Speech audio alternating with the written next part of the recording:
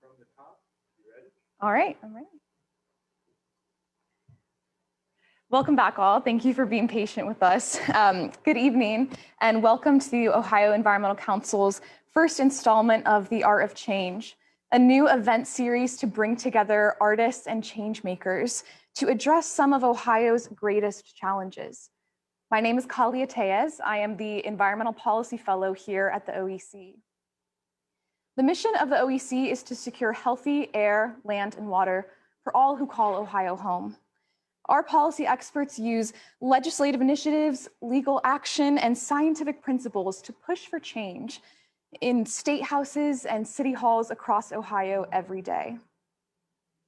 To work towards a just and representative environmental movement, our work must center the lived experiences of those most affected by environmental hazards. So tonight, we're defining environmentalism as a movement fueled by the power of storytelling and artistic expression. What can we learn from each other? The intersection of our identities and craft as we fight for a healthier environment, safe communities, and a just future. Tonight, we'll enjoy performances from two incredible artists, and afterwards we'll sit down and have a conversation about art and the environment and social justice. It is my pleasure to introduce our first artist who believes in the transformative power of art and considers poetry her ministry. Barbara Fant has been writing and performing for 14 years. She has represented Columbus in 9 national poetry competitions. Her first poetry collection, Paint, Inside Out, was published by Penmanship Books in 2010 when she was awarded the Cora Craig Award for Young Authors. She is the author of several chapbooks, the co-author of 2 stage productions, and has been commissioned by over 10 national organizations. Her work has been featured by Button Poetry, Deaf Poetry Jam, the Academy of American Poets, and many more publications. Installations of her work can be found in the Columbus Museum of Art, the Columbus Foundation, and Crimson Cup in Easton Town Center. Barbara has received residencies from California to Cuba. She holds an MFA from Antioch University, Los Angeles, and a Master of Theology from the Methodist Theological School in Ohio. The founder of Bloom Barb Fant LLC, she teaches poetry in correctional institutions and schools. Currently, she is the artistic director for the Harmony Project, the training and replication manager for Arts for Healing and Justice Network, a teaching artist at Transit Arts, and co-curator of the reading series Paging Columbus. Please join me in welcoming Barbara to the stage.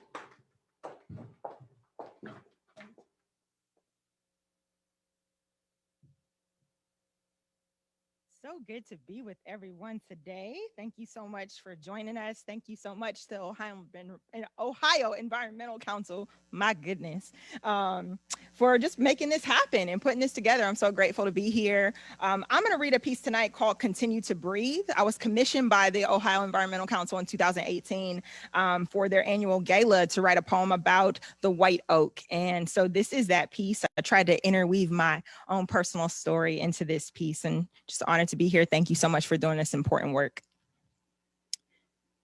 They call you tree of life, how you pump air back into the earth like blood, as if you be heartbeat, organ of this universe, great white oak, how for 600 generations kept life harvested in your bosom, the creatures of our land, the birds of the sky that built nest in your branches. Native Americans made bread from your breath to feed entire civilizations, made healing balm from your bones, and yet you are being ripped from your roots, stripped of purpose and burned of the air you extend.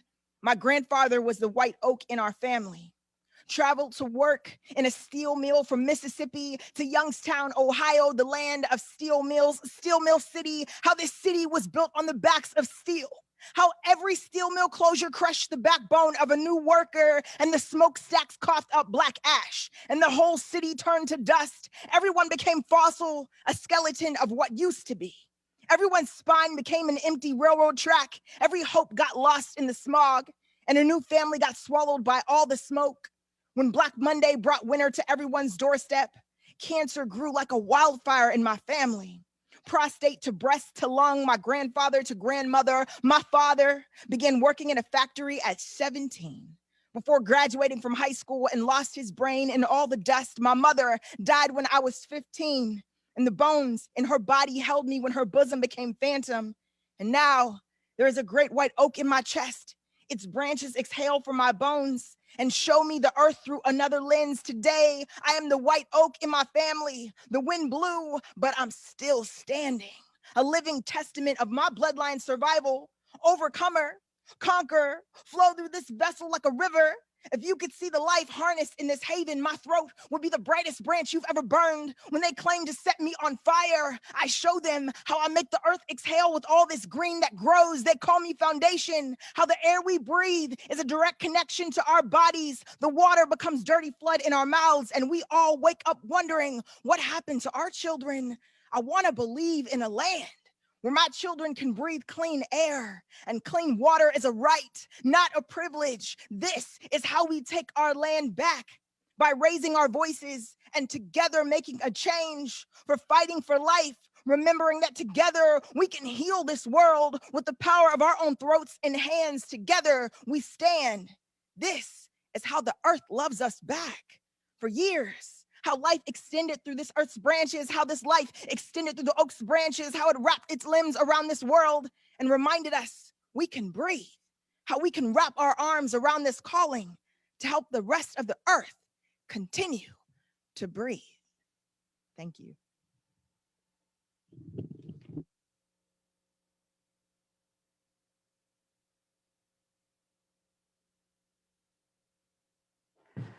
Thank you so much, Barbara, for that powerful story. Our next artist is Eric Rollin. Eric is a professional singer-songwriter, educator, mentor, and audio engineer. He is a native of the greater Columbus area and graduate of Gahanna Lincoln High School. Not only is Eric the founder of the Columbus Chicken and Beer Festival, but he is also co-founder and singer-songwriter for the national band Mr. Anderson, and founder of the local music initiative, The Break, the longest running freestyle hip hop open mic night in Columbus. He's also a member and advocate of various nonprofit organizations dedicated to community music development. Eric currently serves as a songwriting instructor at Franklinton High School. For the past 16 years, he has been writing music professionally and empowering youth by encouraging the use of positive and creative outward expression as a tool to increase socialization skills, academic success, and overcome behavioral and emotional challenges. His passion for improving community by inspiring individual works of freedom make him a great leader and role model for today's youth. Tonight, Eric is joined by David Wong on violin.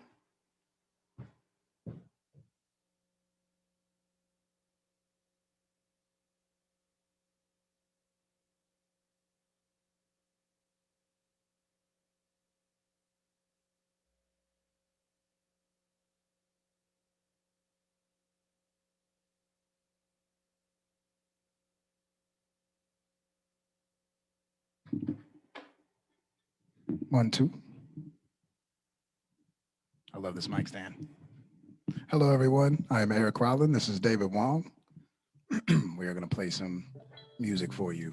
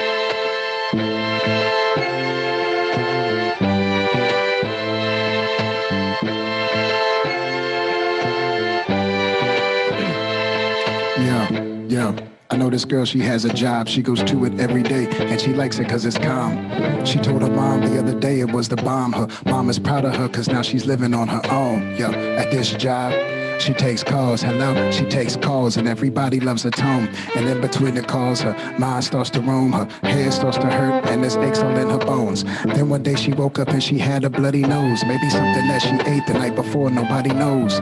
She was confused, nauseated, and it shows. Some will say, yo, that's just life and how it goes.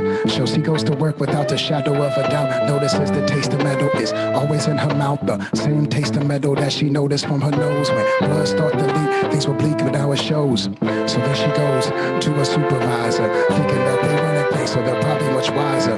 She says, things may be a little out of sort. My eyes are irritated and my body's really sore. My head really hurts and there's this taste in my mouth. I feel like I'm a yak, this is something I can't ignore. The supervisor says you're not the only one, there's more. Only thing to do is fill out the incident report. So she does. Shoulder shrugs, talks to her mother, and her mother says she loves her. Don't worry, honey, we'll figure this out. She said, don't worry, honey, we'll figure this out.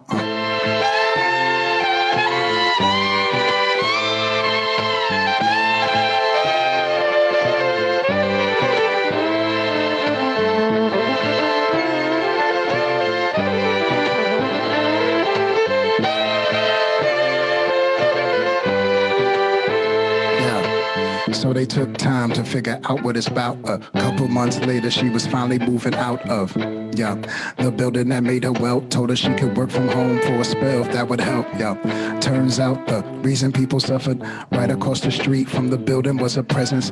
Airborne toxins that were causing the problems. Texas tea, refinery, white and eye shot. Look out the window, you could see, but in later the free, but this land there's a fee. Sulfur dioxide, hydrogen chloride, hydrogen sulfide, too much and you might die.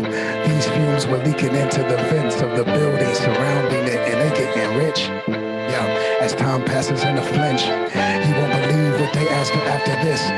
Sad story, you need to get mad for me. Told her to report back to the building, it's mandatory. I know this girl, she had a job, she went to it every day, and she thought it was the bomb. She had asthma, so she even asked her mom. Her mom told her to quit because her life was on the line. Wish I could get the right person on the line and let them know that this is bad for yours and mine, and let them know that this is always on my mind. If it's the cost that it takes to make the cake, it's called a crime.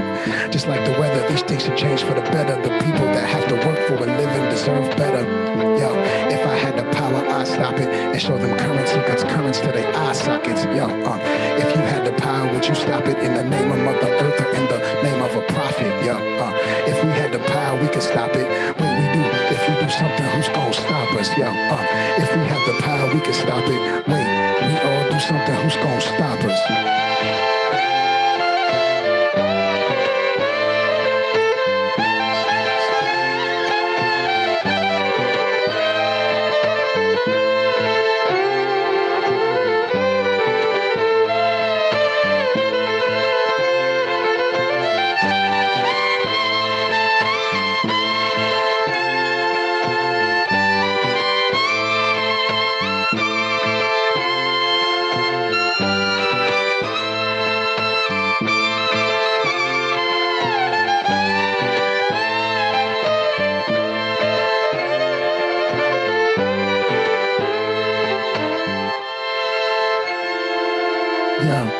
We all do something, who's gonna stop us? I wanna know.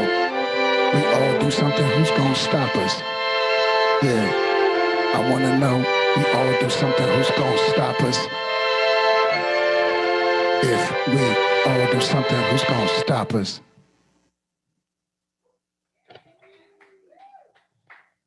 Thank you. Barbara, if you'll come up to the stage as well.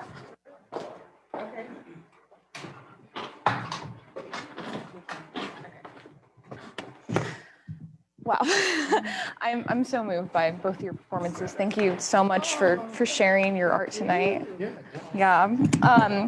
We are pleased to support our artists this evening. So if you would like to join us, please make a donation to $Bloom127 and $Eric Rollin on Cash App.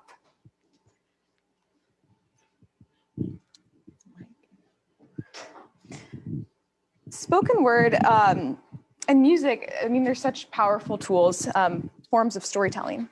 And I want to discuss how your art is a tool to advocate for environmental justice. But first, we should get on the same page and talk about what environmental justice is. So the basis of environmental justice is the understanding that the impacts of pollution and the effects of climate change are not felt equally across all communities.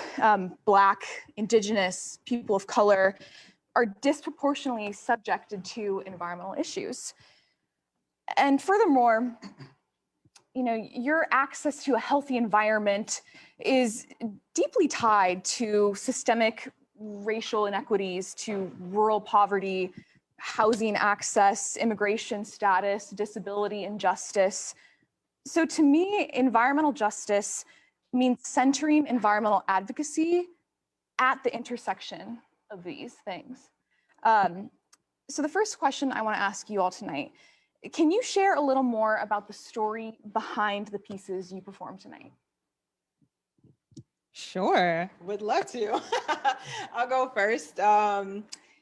Yeah, my piece was really about the white oak, and I used that story to kind of talk about my own personal journey and my family's journey from the South to Youngstown, Ohio, to really work in the steel mills. At that time, there weren't lots of jobs. Of course, we know about the Great Migration and lots of Black Americans floating from the South to the North for better opportunities. And my family was a part of that. And so I really wanted to demonstrate the idea of what the steel mills, like the fact that we had jobs, which was a great thing, but then what the steel mills in turn ended up doing to our families, and how there was this generational issue, in this process that happened. And so I talk about the smokestacks, there's imagery around that, and how so many people in my family ended up getting cancer.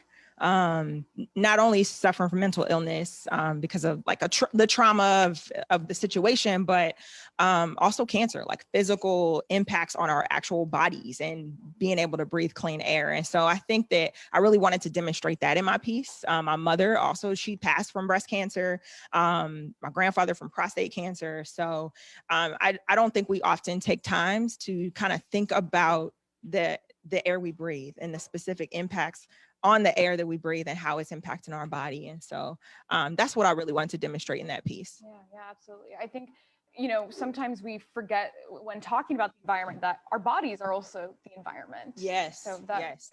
Yeah. How about you, Eric?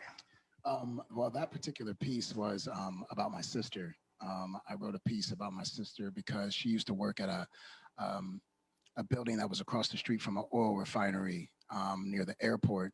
And there were toxic fumes that were leaking into the building. And so she had to, at first they had her, go home and work from home or whatnot. And then they had her come back to the building. And then after that, she was like, look, I can't work here. Like, this is, she has asthma. She was having nosebleeds. And she wasn't the only one. Like, this was like a class action lawsuit or something like that. So when I was commissioned to do this piece, that was the first thing that popped in my head was, environment playing a direct role in, my family and, people I care about. So I sat her down. She basically walked me through the whole experience. And then I wrote a song about it. And then I asked David to help me. He accompanied me, and he made it happen. So that's how it all came about. Yeah, thank you for sharing that. So how did you arrive at telling your story through spoken word and through music? That's interesting. I love music. I've always written music. I've been writing since I was 17 years old. So even before this, all the music I had written wasn't as direct as this particular piece. So even when I did the piece, myself, I was, discovering more about myself, you know what I mean? So I guess how I came to answer your question, how I came to do that, I guess it's just something that I've always done. I've always tried to put my thoughts and feelings and emotions into words and, and I'm an MC, so, you know, I like to hear the beat and, you know, I go in. So that's how, yeah. Yeah, you an MC, you a fire MC, okay. Yeah, I grew up writing. I always loved to write. It was like a natural language for me. When my mother passed, I felt like, you know, I need to go to counseling. My dad was like, no, you going to church. You know what I mean? And that was his way of like handling things, you know? So I would take notes about what the pastor was saying, and I would go back home and write them into a poem. And that was like my way of processing. And so it became this way of like prayer for me. It became a way of communication for me and just like processing my grief. And so from that point on, like I just knew I wanted to write. I knew I wanted to have a voice in this world. And I saw this poet named Sunny Patterson on HBO Def Poetry. And I was like, oh my goodness, I don't know what the heck she just did, but I want to do what she did for the rest of my life. And so when I got to Columbus, I found an open mic space and I haven't left the stage since. Wow, that's wonderful. You know, you both touched on this next question actually, and it's this theme that connects both of your stories, both of your pieces. And, you know, I hear how deeply family and community motivates your work and your call to action. And in a way, that connects my story to the environmental movement also. You know, my father immigrated from Nicaragua, and he came to the US for the opportunity for education, to study, to become a doctor and help underserved communities. And it's my connection to my family in Nicaragua that motivates me to do this work, because, you know, my family is already facing the impacts of climate change. You know, we know that from the 2 Category 4 hurricanes that came back to back last year. And now we're seeing climate refugees from Honduras and Guatemala and El Salvador, and they're coming to try and, you know, afford their families that better life. So, you know, I have to take that immense privilege that my father provided for me and ensure that there is a space for these communities in the environmental movement. So what are the different ways? You've already touched on this a little bit, but can you elaborate a little bit more on you know, how that connection to your family and your community appear in your work as artists? Well, it's all up and through my work. You know, I think I started writing from the perspective of being able to process what I was experiencing, and my family is a part of that story and that journey. And now I think I write from a place of still my own personal healing, but I think I write for the healing of other people as well. And the people that don't have voices, right? There's so many people that are in the community that I was birthed in that don't have a voice. There's so many people who are in this community that we live in right now that don't have a voice. And then there are people that are part of our community, you know, globally, right? Mm-hmm. And I think I write for those people, especially Black women, you know, and so a lot of my work right now is specifically speaking to and about and for Black women, and the women in my family. Yeah, so just, you know, if you want to share any more about how family and community appears in your work, you know. Yeah. It's a good question. I mean, I guess, well, when I was, my mom told me a story when I was young, actually when I was in her womb. She told me that she was at a, some type of a dance competition or something. And she said when she was there, I started like moving around and things like that, you know, in her room or whatever. And so I feel like environment plays a direct role in your experience even before we get here. You know what I mean? And then when I was 17, I had a dream that I had wrote a rap.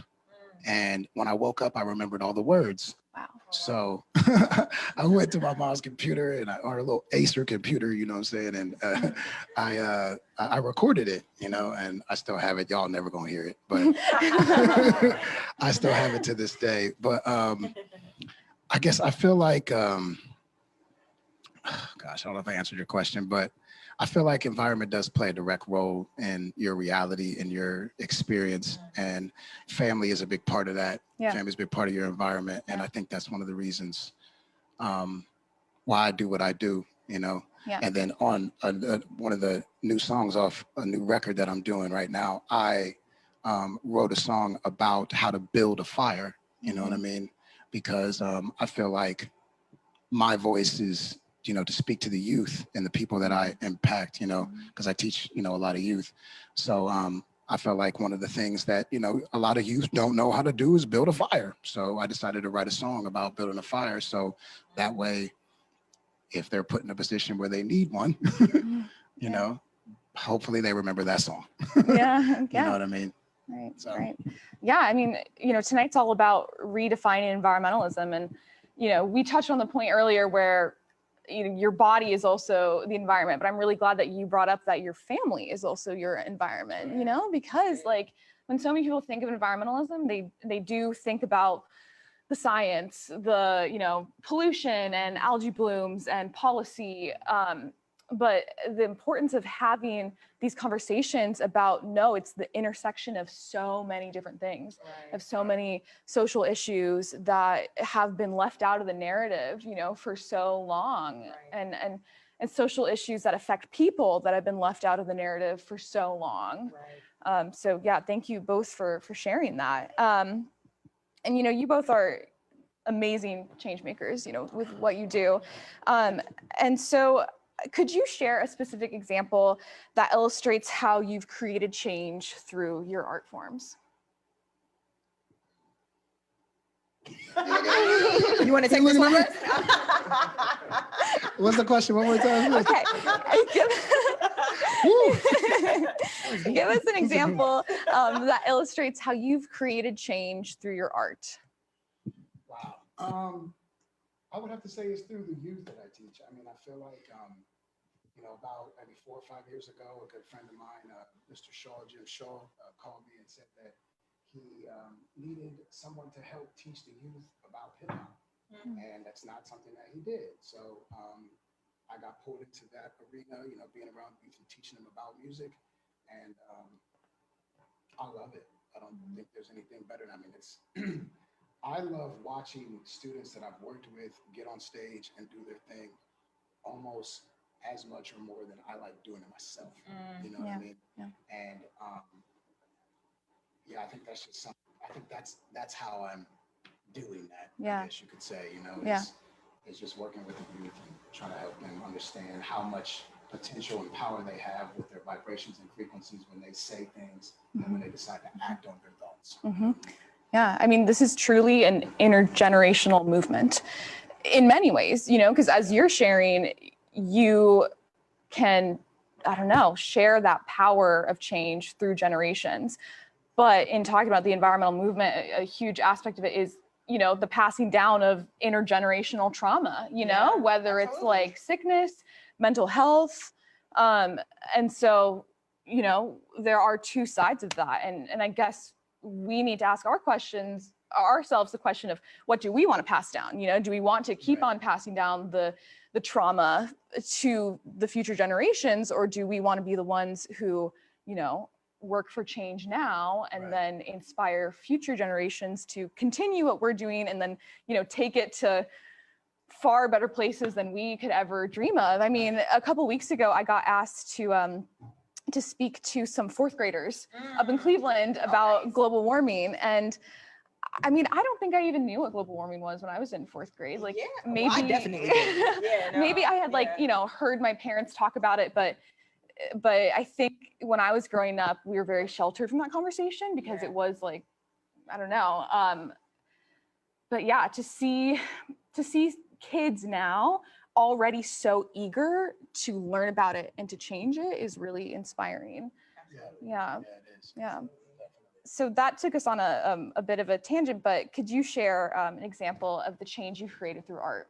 Yeah, well, I strive to make change through art. You know, I hope I'm making some change through art. But I was going to go the teaching route too. I've been teaching in juvenile incarceration spaces for many, many years, really since I was maybe 19. I've been teaching in those spaces and adult facilities as well. And so I think one of the things that I love to do is just provide people with tools to be able to tell their own stories. I believe we all have these stories. I always tell people I went from like punching in walls to picking up pens. Like that's exactly like my story. I was angry, you know what I mean? And all I needed was a tool. I needed somebody to hand me a tool to be able to help me heal and get my story out. And that's what I tell the young people. Here's a tool, you know, and if you can get this out of you, you don't have to carry it around anymore. you know, you get it out of your body. And that's part of the healing process. And so that's the change that I hope I'm making, is I don't want to see these young people incarcerated. You know, I want to keep going until we don't have these incarceration spaces. And we don't need them. Okay. And juveniles, young people should not be incarcerated. And so I think that's the change that I really push for. Yeah, absolutely. Yeah. I'm glad you brought up just that aspect of sharing stories, because I know one thing that I'd like to redefine about environmentalism is this concept that we have to speak for other people. You know, like that's like, I don't want to speak for anybody, because communities that have been marginalized can speak for themselves. You know, they have a voice. Absolutely. They just have not been given the microphone by the people who have the microphone. That's right. And so I think that's such an important thing to understand moving forward is, you know, not who's left out of your conversation, but who's left out that could be contributing themselves to the conversation. So thank you for sharing that. And there's environmental elements to both your stories. And when we were, you know, talking about this a couple weeks ago, preparing for this event, we asked the question, do you consider yourself environmentalists? And that brought up a really interesting conversation, you know, of what even is an environmentalist? Like, how do you define environmentalist? And I know you asked me like, well, what is an environmentalist? And I was like, I don't know, you know, I guess it's something I am, but I don't know how to define it. You know, how do we define that? And I want to call out the fact that today's mainstream environmental movement is built on early environmentalists, I use air quotes, environmentalists like John Muir and Aldo Leopold. And these environmentalists, they contributed to the forced removal and erasure of indigenous peoples. You know, we think of, you know, Yosemite National Park, but we don't talk about the Yosemite Valley people who were murdered and removed to make that a national park. And they also supported concepts like eugenics and overall just sought to preserve land for only those who had the access to enjoy it, to be in it. Right. So I feel to call myself an environmentalist today, I need to actively resist and dismantle the systems put in place and perpetuated by the original and modern environmental movement, you know? And so as we talk about redefining environmentalism, I think to do that, we have to imagine this future where environmental justice is realized. So could you tell me, you know, something like what does that future look like to you? Any aspect of it? I'd just love to hear your thoughts on the future. Yeah, no, this is great. I mean, I'm loving it. And when you were talking, what I was thinking about is the trauma of the land and how we don't often take that into consideration, like when we're thinking about environment and how that impacts, but just like the trauma of the actual land and the blood that exists, you know what I mean? The blood that has been shed on this actual land, right? We don't take that into consideration. But I think that when I'm thinking about a world that is true and healed and free, that's what I would love to see. That's like my vision. I've been really toying with this idea of just being an abolitionist when it comes to like this prison space specifically. And I just watched this, it was like a media feature through Performing Statistics where they talked about no kids in prison. And so when I think about that, you know, I think that we all are not only environmentalists, but abolitionists in that space where we are, you know, advocating for the freedom of people. And that's something that I want to see. I want to see people freed. I want to see people healed. I want to see people whole. And in order to do that, there's so many other things, including the environment that we have to, that has to come into play. Yeah. So, I mean, I feel like, you know, in order to treat our environment properly or correctly, or so that way, you know, people get those things, I think it's important to focus on our own environments, our own terrain. And I think a lot of, you know, focus is put on other things besides focusing on ourselves and healing ourselves and our capacity to heal ourselves through our terrain and making sure that we take care of ourselves. So I think if that happens, then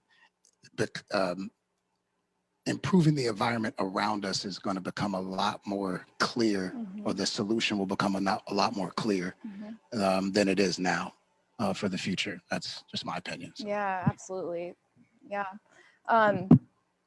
You know, I think about the role of environmentalists to be advocates for people as much as they are for our physical environment. And, you know, I've had the conversation in the past of, you know, we have to keep doing what we're doing to ensure that, you know, everybody on this earth even has a future. Yeah. But a point that I want to bring to that is, if we just stay in our environmental natural sciences wheelhouse, as it has long been, then who are we creating that future for? Right. You know, because if we continue, you know, not doing the work in society and continue perpetuating the fact that Black and brown bodies are harmed at a disproportional rate, then, well, then who are we creating a future for? Who are we protecting from the effects of climate change? Because there are people who aren't going to live to see the future that we're building. And so, you know, it is our role to care about people, you know, to care about our immediate environments, just as much as we're imagining this future, imagining, you know, what our environment could be. Right. Yeah, absolutely. You touched on, you know, one of your role models earlier, but can you share more about a role model or inspirations who have created social change through art? Ooh, yes, social change through art. I mean, well, immediately I think Baldwin, you know, immediate. I mean, that's like first off the top of mind, right? James Baldwin. But then I think of Sonny Patterson. I think of I love these New Orleans artists, y'all. But Sonny Patterson is one of them. This incredible poet out of New Orleans, who I discovered her post-Katrina. So her poems kind of blew up post-Katrina, but she was talking about the land, right? And talking about the people of the land. There's also an artist in New Orleans, Brandon Mike Odom, who runs Studio B, which he took over this abandoned warehouse after Katrina. And there are like these wall-sized paintings in there. And he gave artists a space to create and made something beautiful out of what wasn't, right? And it's powerful and overwhelming to see. So when I see the work that he's doing and the work that he's doing in his city, but then in other cities as well, it's just incredible and it's powerful. So I could go on and list out poets. So I'm not gonna do that. I'm gonna say Sonny Patterson, I'm gonna say Mahogany Brown, and then I'm gonna keep it going. I'm gonna toss it to you. Oh man, well, I definitely find inspiration in all the people said, but I would say I find a lot of inspiration in the youth that I teach. They never cease to amaze me when it comes to what becomes to songwriting and poetry and things like that. So I think those are the future Baldwins and, you know, all this. So for me, that is what inspires me to be better at what I do. You know what I mean? Is what they do. And when I see that what I'm doing, you know, is having a positive impact on them, and then they do it, then that it's like, you know, we're sharpening each other, you know, for me, you know, I think it's the youth. Yeah, absolutely. I also feel a lot of that inspiration, you know, not just from youth, but from mentors, you know, in this scene. Yeah, so it looks like we have a question from the audience. Okay. So this says, making change is hard work, but there are moments of beauty and inspiration. Can you share a specific story of beauty or inspiration? Do those keep you going? Yes, they do. They do keep me going. Oh gosh. I'd say recently, one of the most recent things that pops into my head, one of my students wrote a song about the Willie Lynch letter and Willie Lynch and those kinds of things. So for me, that is the most recent, like most beautiful thing that I have seen lately. That is going to definitely affect the youth, you know, around her and other youth that end up hearing it or whatnot. So for me, that's the most recent. That's the most recent that I know of right now. Wow. Yeah, I mean, that's beautiful. What came to my mind, I'll just say it, because sometimes you know how you like something comes to your mind, you like, you shouldn't say that, and then you just keep on going with the other thought. But I'm gonna actually say what first came to my mind. Yeah, and I have a mentor who is 85 years old, and he's like a legend in the city of Columbus, but he was ill for a while. And when we were trying to nurse him back to health, we came in there and read poems to him. And wow. after a while, after a few days, he started sitting back up. He started eating. He started reciting poems to the nurses. And they were like, what in the world, you know, what is happening? But I love that. And now, I mean, he's healthy, he's well, he's doing so much better now. But I just think about how what was inside him changed and shifted the environment around him. It changed what was in him, but then it also shifted what was around him. That's and so, beautiful. So that's what came to top of mind for me. That's so beautiful. I love what you just said about, you know, what's inside of us can change what's outside of us, you know, can change our outside environment. Yeah, that was fantastic. You know, another thing that I want to touch on, it's this idea, you know, we keep using the word intersection, you know, the intersection of social justice, environmental justice, the intersection of art and environmental justice. And so I want to, you know, bring attention to Kimberly Crenshaw's intersectionality. Yeah. You know, and what she says about the importance of understanding that the way we walk through the world and the way that we, you know, face marginalization, it compounds with the intersections of our identities.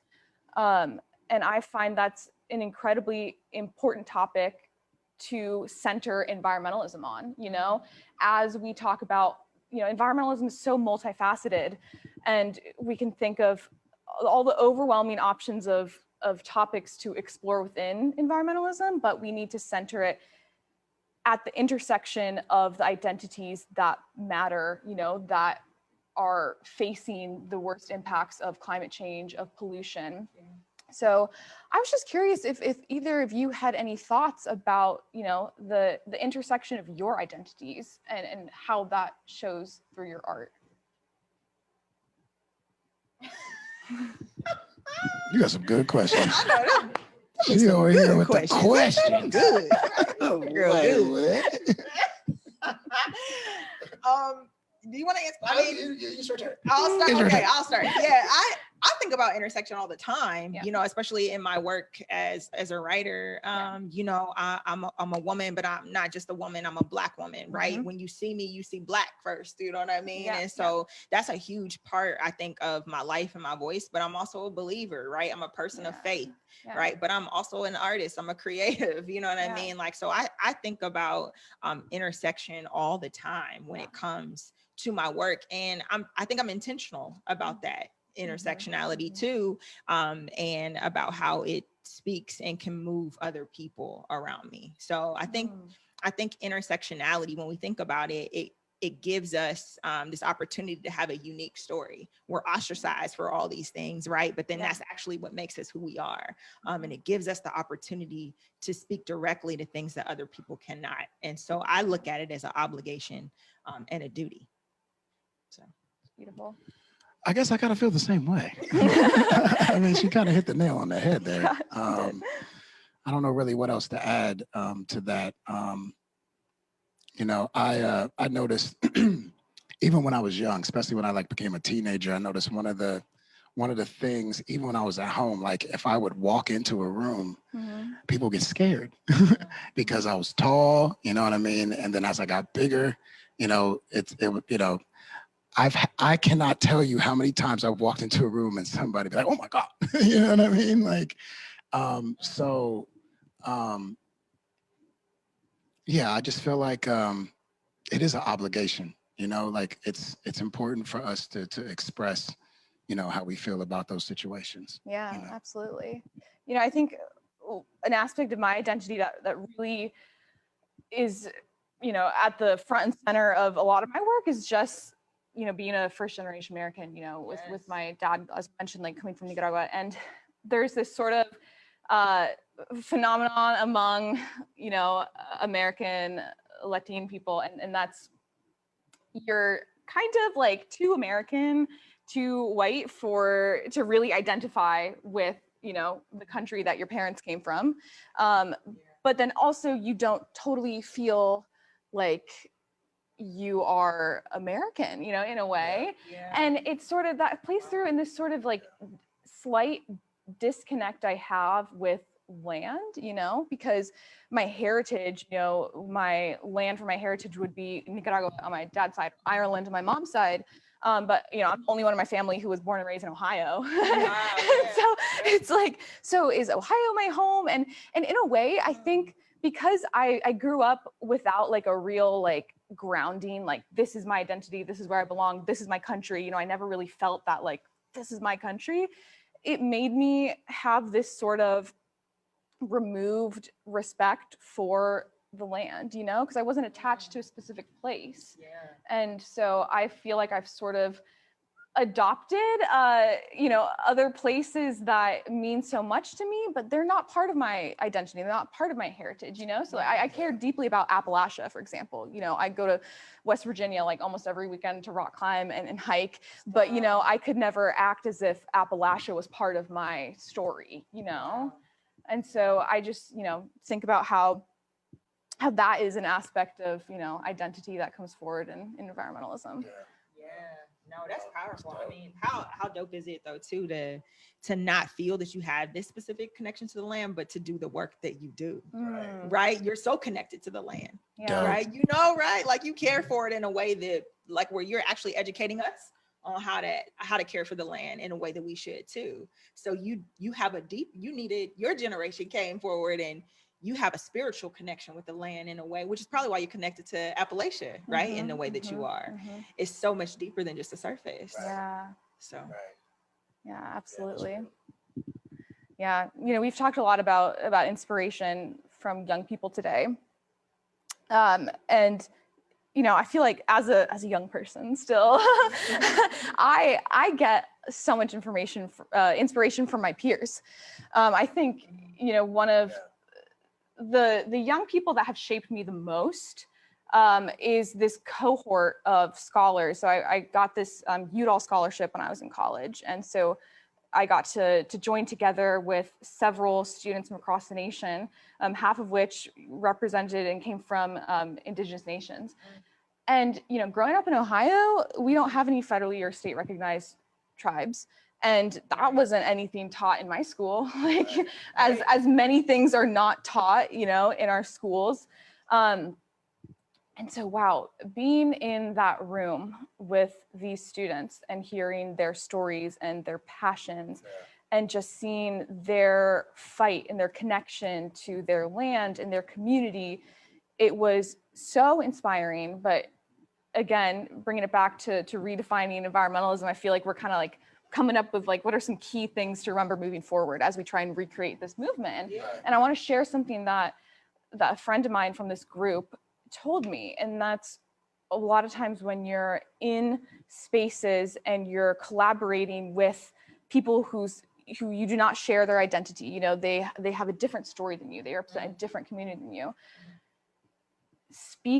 Listen first and speak third, and I think that's something that I really try and keep centered to my work. And I know that's extremely important, particularly for white environmental organizations that have been the leaders for so long, to remember that, oftentimes it is our role as an environmental organization to listen first, speak third, and to bring others' identities to the stage to share their story.